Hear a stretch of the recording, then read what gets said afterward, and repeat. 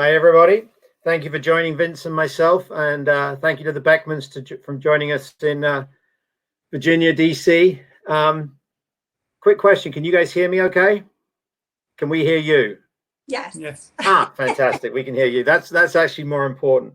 Yeah. So we're going to record this one and make sure it gets out to a broader audience. It's a little bit of a story of a journey which has had a beginning and is maybe in the middle part of that journey with a little bit more to go.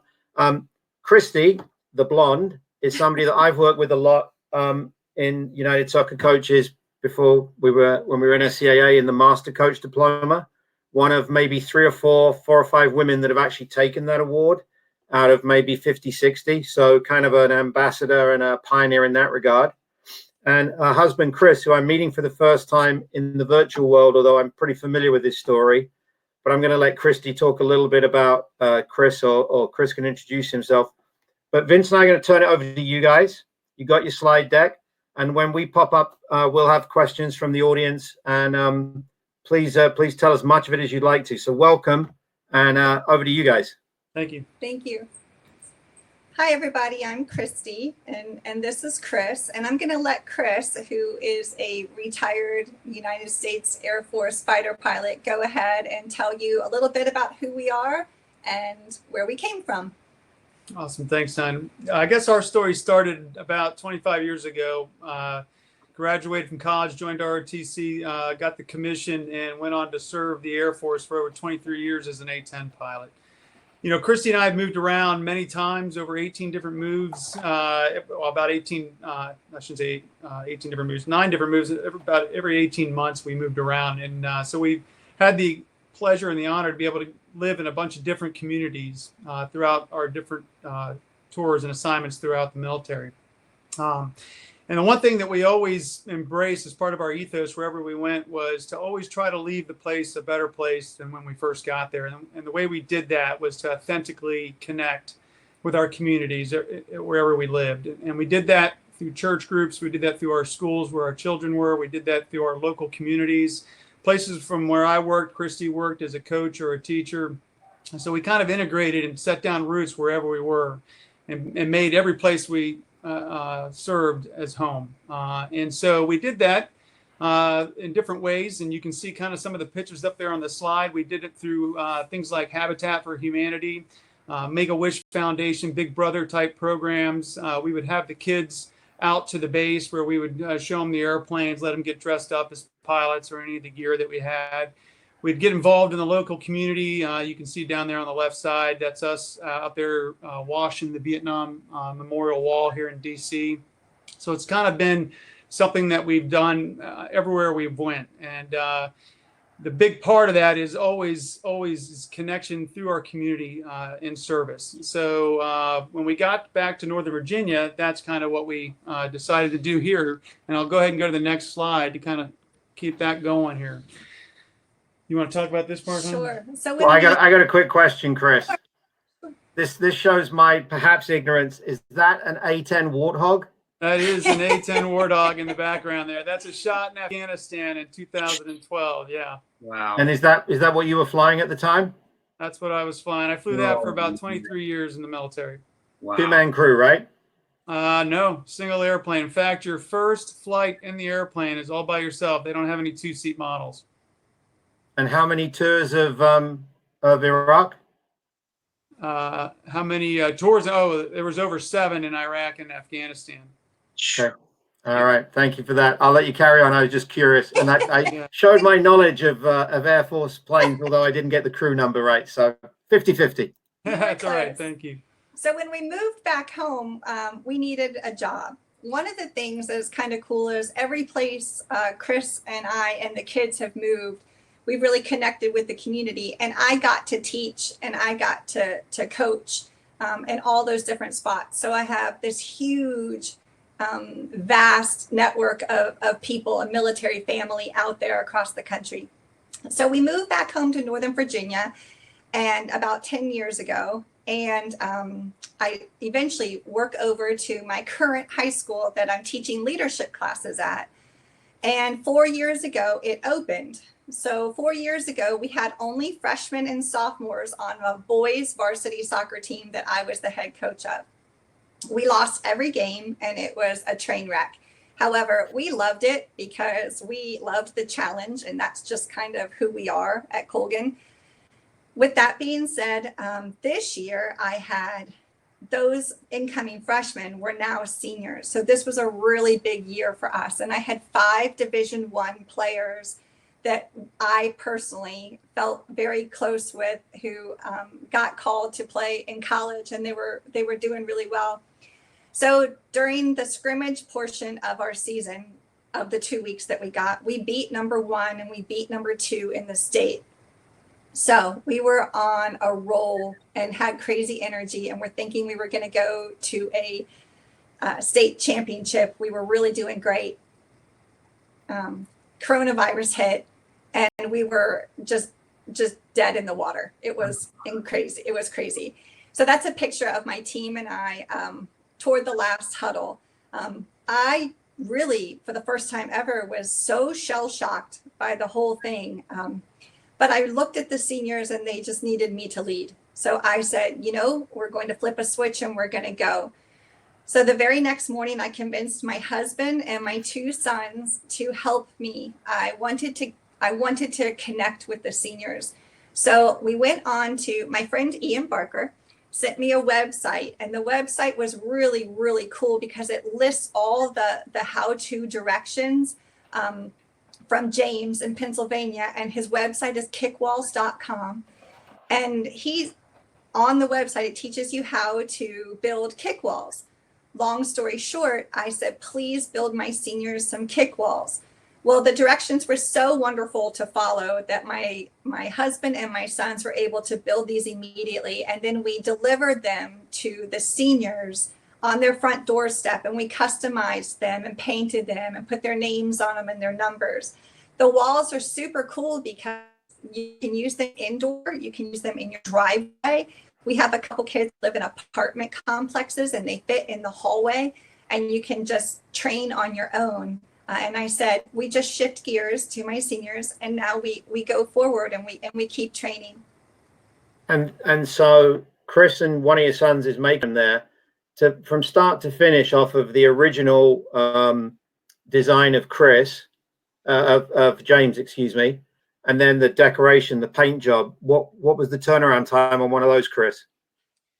Well, that was a learning process. So I got faster as we went along, but the more boards we made, it got quicker. But, it was about probably 30 to 45 minutes from cutting to building. Wow. And then the artistic design part takes the longest because, you have to build your templates or your stencils, and then you have to get the painting and the colors right and let them dry, second coats, that kind of stuff. But we found that a lot of the kids really enjoyed the personalization aspect of it because it gave them something they could identify with, either with their high school, like you see there in the top right, or with their local clubs, or even whatever they wanted us to paint it for them. So, Christy, how did you deliver these to your boys? Well, we put them in the back of our Suburban, and we showed up. We told their parents we were coming and not to wake them up. And we put them in their front yards, and we put them in their driveways. And then we, social distance from our car. There was a lot of tears. It was really, really cool. And the one really cool thing about James's website is he has a time hack. And so we said to anybody, if you want to do this as a project by yourself, his directions are superior. And I think he said it takes about an hour to an hour and a half to assemble it yourself. We just decided to add the paint in the original designs for the seniors. Yeah, so initially it started off as a gift for these 5 seniors, right? That was where this all came from. Correct. Okay, don't let me interrupt you more than that. That's good. Next slide. These just one last comment on that. Christy's idea for this, her boys, she felt bad for. A lot of them were D1 players, and they were going to be required to be ready to play in the fall. And so with the quarantine and the uncertainty of how long everyone was going to be stuck, we made sure that they had these so that they could train at home and not just drive their parents crazy. So from there, we decided, because my theory in life is just figure out what the next right thing to do is and do that. So when you're walking through hell or something new, just find something, the next right thing to do, and try to do that. So I quickly reached out to, I loved the feeling of delivering those boards. I quickly reached out to all of my friends. There are over 47 clubs in Northern Virginia, and I know a lot of their directors, and I'm great friends with a lot of those folks. And I said, you know, we were building these kick walls. So you want us to start to make you and your kids some kick walls. And I thought that they were going to cry. They were so happy to have something that they could get their kids quickly to do in the original transition. They also shared with me that many of the small businesses did not get the small business loans, and that they had to lay off coaches, and they were really concerned about their scholarships. So we identified a couple of local kids in the Northern Virginia area and developed them boards, and kind of disadvantaged kids, and grabbed them boards quickly so that they remembered that we were there and they were staying connected with their local club. Then we realized, rather than donate a portion of the boards to the frontline responders, which was our original idea, we decided to give back a portion of the proceeds of the boards back to the clubs. Many of them are using them for scholarships for their kids for the next season. So it's worked out really, really well. More importantly, though, we felt connected again, like the entire soccer community in Northern Virginia was doing a great thing together. And people who rarely speak to each other on the field were now calling each other and going, you got to see these boards. It was really, really unique and amazing. From there, the artwork, the customization of them, from the sort of the somewhat more humble SYC Mads, that's pretty. But the quality of the one in the top left, some fantastic customization. That would be my husband's doing, by the way. He works Secondary hobby. He and my sons have been working hard. So from there, we decided, I had a couple of conversations, go ahead, honey, with the local pro teams.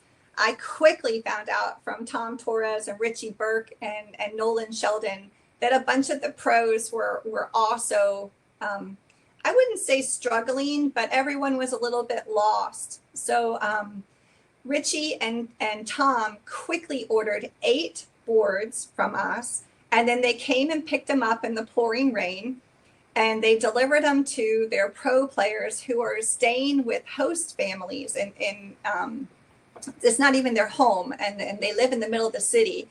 Nolan Sheldon for DC United did the same. He came and picked up his boards and he delivered them himself. And it was like Christmas morning for the pros. And they absolutely loved it. In return, I asked them if they could please do some videos. So on our website, they have done, or they're working on doing 14 days of challenges, like 20-second challenges off the board. And as soon as we have those all put together, the local pro teams are going to, do the challenges. So it's worked out really, really quite well. And I know this is a really strange question, but I know how difficult it is with NWSL and MLS. They gave you permission to custom them to their brand, right? They did. In fact, they gave us permission, and they, well, keep in mind, there was so much gray area at the time. And Sure. You and I both know that they can only train using their gear, their equipment, their everything. So the owners were very much on board with all of this, because they were a little lost at the same time. No one had ever been through that before. So yes, they did. Yeah, lovely. So from there, we decided to advance it. So we call this the United Evolution of the board. Chris changed the original design to make it twofold, which is kind of cool. So the board, when it lays flat, it is just like a regular board. And when you flip it, it pops the ball up, which is kind of cool. Then we wanted to reach out to our entire community, which is the entire United States and every place we've ever lived, and make sure that every kid in every corner of the community felt like they were connected. It's really hard for a kid these days to take his ball or her ball and go outside and just train. They felt so isolated. So we developed the United We Train, letting them know that people all over the country, the red, white, and blue colors are going through this, and to use your time wisely.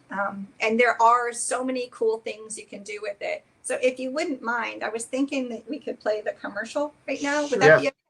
If it runs, yeah, let's see if the bandwidth is good enough. All right. I think we need to stop the slideshow. Oh, do we? Yeah, I got it. Yep. Okay, cool. Yeah, so, yep, there we go. Oh, okay, great. Just like we practiced. This is nothing. You're flying planes, for crying out loud. Yeah. Let me move this. Oh, sure. These are your boys, right? These are your sons?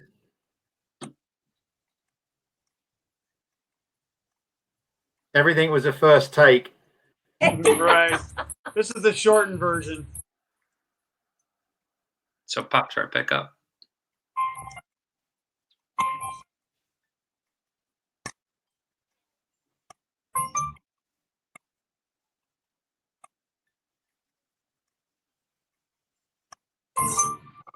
Very nice. Very nice. So what Chris did to the boards was he added wheels. The foldable arms is huge when you're trying to transport them, and he also made it so that it can flip and you can get the air view as well, which was really kind of cool. With that being said, that's when we decided to kind of make it for everybody to use. So the hinge thing was your addition to James's, right? And then the ability obviously to flip it. So the portability of it, because James's website's fantastic and it's a lot of his son with the garage door and a fairly fixed one, but yours has the ability to get in the back of the car.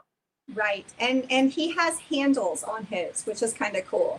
He made it so you can carry it. Even I can carry it. It is heavy, so it's super sturdy. But you could use the flip board on a garage, on turf. You can use it on a field, and it does not move. But so we started off with a gift to your seniors, then clubs with a donation back program. Right. The pros got into it because the pros wanted a product. Right. And so this is the payoff, right? The We Give a Kick initiative. So you want to talk about this? Right. So this is kind of the payoff. What we wanted to do is do the United We Train board across the country. With that being said, a portion of those proceeds for the United We Train board will either go to VA hospitals around the country or back to their local clubs if they want to designate a local club that they want to give proceeds to, or to their local frontline responders. They just have to tell us when they order the United We Train boards where they want the money to go back to, and we're going to help that way. So the We Give a Kick is to try to help us with our overhead costs of building the boards ourselves. So we're hoping that a big company will come by and help us out. It's just my husband and myself and our sons right now. Occasionally our daughter, when we can hold her down and she's not studying for law school finals. She's in the family business as well. So that's kind was of— that her in the first slide at the game in black and white with you? It was, but that was, she's 23 now. Yeah, okay, yeah.